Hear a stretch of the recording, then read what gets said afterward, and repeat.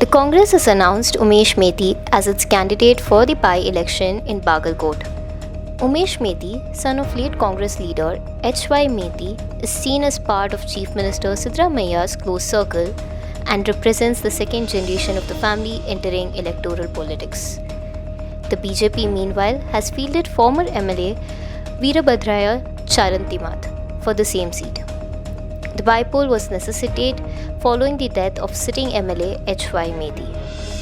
Party sources indicated that while the ticket was expected to remain within the Meti family, there had been internal differences among family members, with multiple aspirants seeking the nomination. With candidates now announced, the focus shifts to the electoral contest in Bagalkot, even as the Congress works to manage internal equations.